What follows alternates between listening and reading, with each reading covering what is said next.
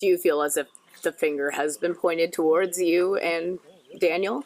Yes, I do. Because I live on the property. Come on. Do you think your son had anything to do with the disappearance of Jack and Lily? No, I don't believe Daniel had anything to do with the disappearance of Jack and Lily. Our heart don't lie, and my heart is telling me that my kid did not have nothing to do with this, and I had nothing to do with this.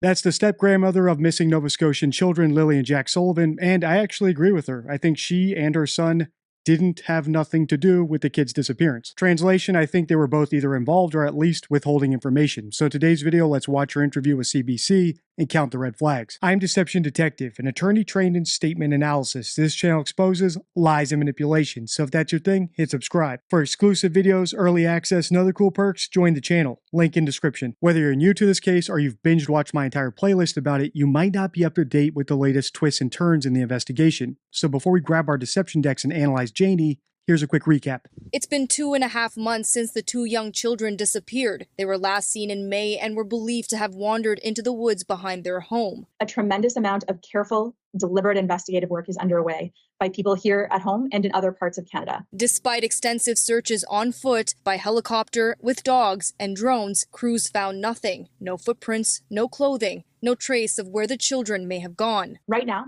there are more than 800 tasks associated to this investigation. The investigation has grown into one of the largest in Nova Scotia RCMP history, with over 600 tips from across Canada and beyond, and 5,000 video files currently under review. Surveillance cameras, trail cams, doorbell cameras. We did a further request for information in a news release to the public a little bit later in May. Rumors have been swirling ever since the kids went missing, and with so little information being shared, it's only added fuel to the fire, leading many to believe them. Try not to follow the rumors, but you know they're getting more grounding than rumors because of the fact that the RCMP found nothing. And while they say the investigation is moving forward under the Missing Persons Act, many in the community feel like they're standing still. Most people will say to me that the best hope is if somebody did take those little, I mean, if those kids were in the woods, I think most people in Victor County now are thinking they would have found something. They would have found a shred of clothes, they would have found anything. So far, 60 people have been interviewed. Some have undergone polygraph testing, and one item found during the search is now undergoing forensic analysis, including a pink blanket that officers seized on Lansdowne Road, and submitting judicial authorizations to seize and examine materials and devices that may provide information useful to the investigation. So that's the latest, and the important thing for this video at least is that it's been 2.5 months, and this is the first time the step-grandmother, Janie McKenzie, has done an interview. When the kids first went missing, she didn't come forward to show photos of them to the news in case anyone might recognize them. She didn't come forward to beg any potential kidnappers who might have them. She didn't even come forward to chastise the police and searchers when they stopped searching for them after just 6 days early on in the investigation. No, for her at least, it was only worth coming forward after the police doubled down on their investigation and started seizing additional electronics, and started really scrutinizing that blanket they found in the area, which, if this were all a big cover-up hoax, as I think it is, was probably placed there by her son. All right, without further ado, let's watch. So it's the morning of May 2nd. Take me through what happened. Okay, I was up at 6 o'clock, sat in there and had my tea, and then on Facebook, 7 o'clock, I get up, come over here, fed my chickens. My brother, Ron, called me at 8:48 and asked me if I wanted to go to town with him. And I said, no. I said, I'm staying home. I said, I'm going back to bed. Okay, I went and I laid down. Next thing you know, my dog started barking. As I said in the intro, I think that Janie McKenzie and her son Daniel, at the very least, are withholding information. And one reason I think that is because she just covered the 3 most important hours in the timeline, the time when the kids apparently went missing, in just 30 seconds. She whisked us from waking up at 6 a.m. to laying back down around 9, and all I know is that she had tea, went on Facebook, and fed her chickens. What else happened?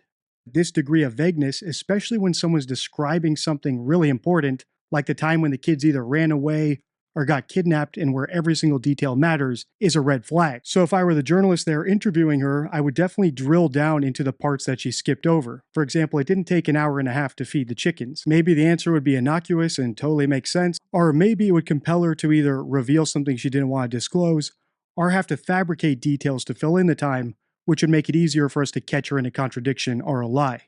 All right, let's keep watching. I went and I laid down. Next thing you know, my dog started barking and the kids were out in the yard. Now you can see there's 2 swings where the kids play. My bedroom is right there. I heard the kids. This is where the kids' swings are. This is where they always played.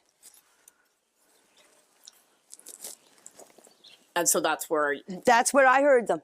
And I can hear everything in that trailer. If 2 kids get out of a fence, and Jack and Lily are all the time yelling, especially Lily, come on, Jackie, let's go, Jackie, let's go, Jackie. It's all I hear out here. When the kids get out of the fence and come out through here, I would have heard them yelling, come on, Jackie, let's go, Jackie, let's go. I didn't hear anything. The next thing I heard is I heard Daniel yelling.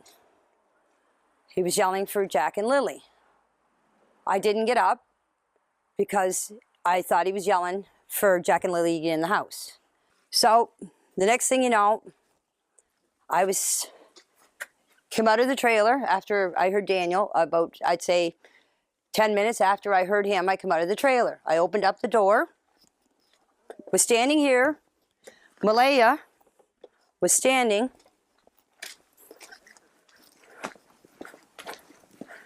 right here with Meadow on her hip. And I come out and I said, what's up? She said, Next thing you know, the dog was barking. All of a sudden, I heard Daniel screaming. About 10 minutes later, I went outside. These are all examples of temporal lacunae, or skips through time, and liars often use them, just like they use vagueness, to avoid technically lying. And I'm not saying that's necessarily what Janie is doing here, but it would be very easy to omit any incriminating conversation she had with Daniel or Malaya, or anything incriminating that she saw going on in the backyard, by simply skipping over it with the temporal lacunae. And the cure for that is to ask questions strategically, which I covered in depth in my video It's Not Happening earlier in this series. I'll put it on the end card. All right, let's keep watching. Malaya was standing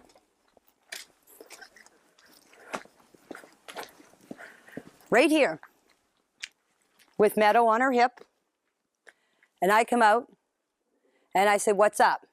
She said, Jack and Lily are missing. I said, how long? She said, oh, 20 minutes. I closed the door, got my boots on, came out here, ran up in the woods. Just right up here. The kids have a little fort that they made out of sticks and fir branches. And that's where they go. You can see them and hear them. We went for walks in the woods. I had to practically carry Jack through the woods because there was no way that he was walking through all that tree falls and bushes. I did this whole area. There's an old road up back. When I got up to the top of the hill, I met Daniel. And I said to him, I said, did you find them? He said, no. He said, you coming with me? I said, no. I said, I'm going to search this area. Because when she told me the kids were missing, you automatically think they went into the woods. That was my first instinct. So I went up and I did this whole area, this whole wooded area, right up to the top of the dirt road, came back down here and came back down the side of the road, came back down here and came back up the same spot. I'm not sure if Janie realizes just how damning what she said is. According to her, Malaya and Daniel knew that the kids were missing without ever even checking her trailer. How did they know that the kids didn't go into the trailer to visit Grandma after apparently swinging on the swings that were right next to her trailer? There's a couple potential answers, but one of them is that they already knew where the kids were. In other words, this is all a hoax and they know exactly what happened to the children. And if I understand what else Janie said in this clip, Daniel was apparently up on the road beyond the woods in his car, apparently driving around looking for Lily and Jack. Could they really have gone so far in just 20 minutes that Daniel thought it was necessary to hop into a car to go look for them? If I'm betting that Daniel hopped into that car to do something else and used searching for Lily and Jack as a pretense. But before I get into that, I want to give Janie McKenzie a chance to do an interview with me and clear all this up. So Janie, if you're out there, contact me through my YouTube community page. Otherwise, we're going to analyze the rest of this interview in my next video. So if you want to see that, let me know by liking, commenting, and sharing. Until next time, stay true.